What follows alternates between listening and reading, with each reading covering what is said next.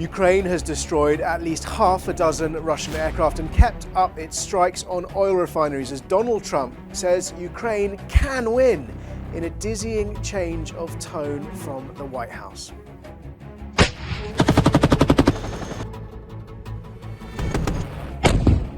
Kharkiv again.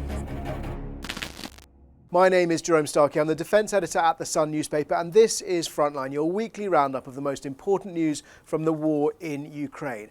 Starting with planes. Over the course of the last week, Ukraine claims it has hit at least 6 Russian aircraft, including reports emerging as we record this of a Sukhoi 34 that was attacking Zaporizhzhia, shot down in the early hours of this morning.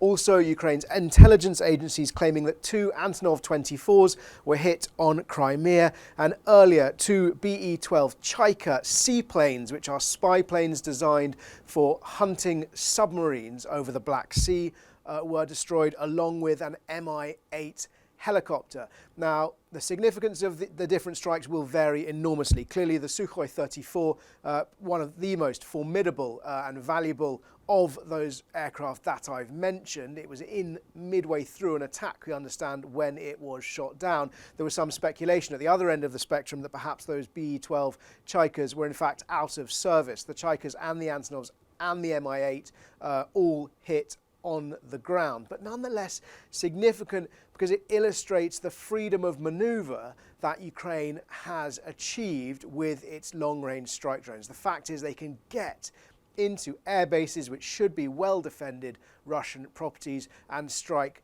valuable targets. And of course it echoes that spectacular spider's web attack where the Ukrainians smuggled drones into Russia and attacked airfields in the far east of the country from inside Russian territory. While we're on the subject of long-range strikes, let's look at what's been happening in the sea as well. We've seen 2 reports of surface drones in the far east of the Black Sea, one around Novorossiysk and another in the smaller port of Tuapse. That's important because when Ukraine stepped up attacks on Sebastopol and Crimea, Russia's Black Sea fleet was effectively forced to retreat. The vessels that could still move retreat eastwards to Novorossiysk, which has become the de facto headquarters of what is left of Russia's Black Sea fleet. Again, the presence of these surface drones indicative of freedom of manoeuvre, although we didn't see them hitting any valuable targets. And we've also seen this week a second strike on the Neftechim Gazprom refinery. That's 1,400 kilometers inside Russian territory. I said 1,000 miles in the last update.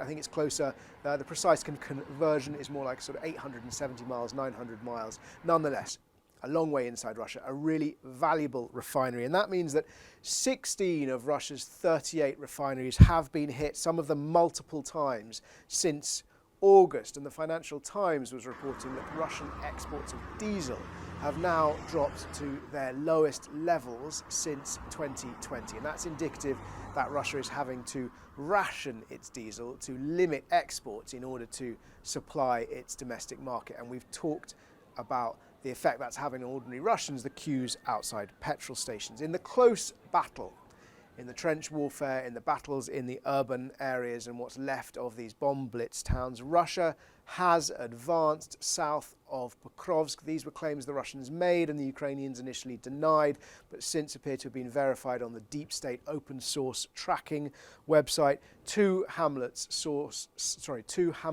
south of Pokrovsk appear to have fallen into Russian hands, whilst Ukraine claims it has continued to advance north of Pokrovsk and to the east of Dobropilya. And we talked a little bit about that last time. Zelensky said 160 square kilometers cleared and a similar amount, 160 square kilometers liberated, a similar amount cleared of Russian saboteurs. General Syrsky, Ukraine's top commander, saying that those offensives have increased and that Russia has been suffering eye-watering casualties, including around 1,500 dead and a similar number of wounded. He said at least 12 main battle tanks destroyed in those battles. Now let's talk about what people have been saying about the war, and of course there is nothing more significant at the moment and more surprising than what we've heard from Donald Trump in the UN General Assembly and after his meeting with President Zelensky on the sidelines of that meeting. and on his posts on Truth Social. His message: Ukraine can win. Russia is a paper tiger. And with the right support, Ukraine can claim back all of its territory, and he said perhaps even more. I mean, the perhaps even more would suggest that Ukraine would want to invade, take sovereign Russian territory. That's something that Ukraine has never said it seeks to achieve. An extraordinary turnaround. He also said, when asked whether he thought NATO should shoot down Russian jets that violate its airspace, he said, yes, I do.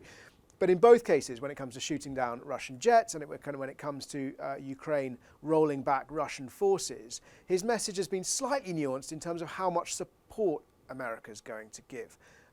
He said, with European support, he believes that Ukraine will be able to roll back Russian forces. And he was less strident in committing whether or not America would back a European NATO ally if it took his advice and shot down a Russian plane. He also threatened more crippling sanctions against Russia. We've heard these threats before. And he berated Europe for continuing to buy Russian gas. That's an understandable sentiment. He effectively said that Europe, by buying Russian gas, is funding the war against itself. And he talked about imposing secondary sanctions on the countries which are buying that gas in order to try and cripple Russia's economy. That was interesting. This change of tone came after his state visit to the United Kingdom, where he certainly would have heard the view of Britain's secret intelligence service, MI6, which I discussed last week. Remember Richard Moore saying Putin has shown, or rather Moore has seen no evidence that Putin has any intention of negotiating. Another thing that the head of Britain's MI6 said in that speech was that Putin would make a sensible choice, but only when a crisis, a political or an economic crisis, threatened his rule. And it certainly felt like the comments I was hearing coming out of America, coming out of Donald Trump, appeared to be echoing what he likely heard from the British government and from the British security services, military and intelligence while he was here, in between the pomp and the ceremony of that state visit. So is this a genuine change of heart? Are we going to see a change in American policy? Remember, it wasn't so long ago that Trump was calling Putin a genius. He rolled out the red carpet for him in Alaska. And we can't forget those meetings with Zelensky in March when he was saying that Ukraine and Zelensky had no cards. It could be a change of heart. I wrote in The Sun this week that it feels more like another twist and another turn of the Trump roller coaster. And the concern for me with a roller coaster is that fundamentally, for all its swerves, it ends up back where it began. I think the significant thing, though, is that Trump has expressed a sense of betrayal. We touched on that last time, but Trump saying that he feels Putin let him down. He thought Putin was his friend. He thought that friendship, that relationship would be instrumental and be able to bring an end to this conflict. And he feels fundamentally betrayed that that hasn't happened. Let's look at what other people have said as well. Dmitry Medvedev, former Russian president, blowhard pro-Putin, sort of far-right Russian nationalist, who's, I think, now deputy head of Russia's Security Council. He wrote on Telegram that Trump will come back. He'll make a U-turn. He always does. Now, I'm loath to agree with Medvedev, but he may have a point on this. That is certainly the concern of Ukrainians, that actions speak louder than words, and we've had a lot of words, a lot of bombastic words from Trump in the past. Medvedev went as far as to say he'll probably make Ukraine sign a capitulation treaty. From Britain's Foreign Secretary, Yvette Cooper, new Foreign Secretary, we've heard her at the United Nations saying, "We will be ready." That was in reference to defending NATO's airspace. And we've also heard from Ursula von der Leyen, the European Union's foreign policy chief, saying that shooting down Russian jets is on the table. Both of them saying that NATO will and must defend every inch, and von der Leyen, because she works in metrics, every centimetre of NATO territory. A couple of things before we get on to questions.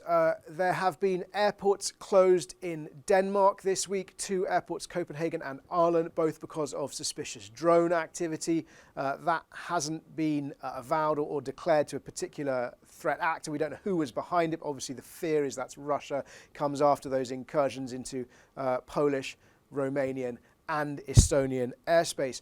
And a story that is evolving at the moment, which may be totally unrelated to the war in Ukraine, may be unrelated to Russia, but is that there has been a massive explosion and a huge fire at an industrial park in Swindon, in England. This has prompted speculation that it could be a Russian sabotage attack. The reason for this speculation, whilst perhaps we might be tempted to see Russia's hand where it is not, last week, I think it was, Britain's Defence Secretary John Healey visited Swindon. It's a relatively small town, and he announced the opening of a drone factory, a company called Takiva. There are at least 2 other drone manufacturers already operating in the town, Stark and Munin Dynamics, and a 4th, Flyby, has expressed a desire to open there as well. We have seen Russian arson attacks against targets in this country. In East London, there's been an arson attack carried out on the behalf of the Russian state by sort of low-level thugs and criminals. And you'll remember we've seen combustible devices, was the phrase used, put on planes, cargo planes travelling around Europe from Germany into Britain. One of them, and we saw a fire at a DHL warehouse because of that. The sabotage threat is real. We'll bring you more on that as it develops. If you've got any questions, please ask them in the comments below. And as always, I will try to answer as many as I can next time. We had loads from the last episode, so thank you. And thank you for the great feedback. Question number 1. Why doesn't NATO respond to these incursions in its airspace like Turkey did in 2015 when it shot down a Russian jet? It's a good question. Slightly different, well, I suppose not that different circumstances. The Russian jet that it violated Turkish airspace had been attacking Turkey's allies in Syria, shot it down. Russia complained, but fundamentally there were no long-term repercussions. Russia did not escalate. That appeared to be the end of the matter. You've heard what von der Leyen and British Foreign Secretary Yvette Cooper have said. They are ready. This is on the table. Clearly, the risk is escalation. The slight difference is that a Russian jet is crewed, it has a pilot on it. These drones are uncrewed. I think there's even less reason to be wary of shooting down Russian drones, other than perhaps the extraordinary cost at the moment of the weapons that would be required to shoot them down versus the drones themselves. And that's because there is an imbalance. That's because Russia has developed these cheap long-range attack weapons, and European armies, whilst they've been arming Ukraine with cheaper and more efficient means of shooting them down, doesn't really have that drone wall that Europe's talked about building, doesn't really have it yet. How long can Putin go before his people deal with him? A really good question. That's the political crisis that Sir Richard Moore talked about that Putin might face. Whether or not it's his own people being his own kind of lieutenants, his closest aides in the Kremlin wanting to do away with him, or whether it's sort of more populist uprising against his rule. The difficulty is that Russians are fed a diet of strictly controlled news. There is a very, very strict police state. So we haven't seen any indications really, apart from the fire bombings of recruitment centres early on in the war because people didn't want to be mobilised. We haven't seen that sort of ground swell of anti-war sentiment or anti-Putin sentiment. Perhaps it doesn't exist, or perhaps people feel it's too dangerous to express it. My understanding is that there just isn't at the moment that sort of populist belief or populist anger in Russia. It's interesting because in the Russian invasion of Afghanistan, it was the mothers of fallen soldiers who really kind of mobilized against the Kremlin, and that was seen as sort of part of what forced Russia to retreat in defeat from Afghanistan in 1989. Why hasn't Europe frozen the 2 billion Russian assets? I think that question was why hasn't Europe seized? They have frozen $200 billion worth of Russian assets. They haven't taken it yet, but there are moves afoot to find ways to use that money to give it to Ukraine. Fundamentally, there is a concern amongst the kind of financial community in Europe that if you seize assets, whether they're sovereign Russian assets or not, in a conflict situation like this, you will immediately deter all foreign investors from risking their money on your territory in case there is a future conflict. But there appears to be clever people looking at legal workarounds to try and not set that precedent. And final question today, why can't Russia defend its refineries from these long-range drone attacks? I think we've slightly touched on that before, but fundamentally, Russia's a huge country. These drones can fly in from many directions. They don't necessarily fly in the straightest, shortest line. And we've talked about how Russia is suffering from a shortage of the short to medium range air defense missiles that it would use to shoot down these drones. It probably does defend a lot of these refineries more successfully than we realise, and those will be the attacks that we don't hear about, we don't see. Clearly, Ukraine has found and continues to find inventive and ingenious workarounds to hit Russia's economy to try and dent the Moscow war machine.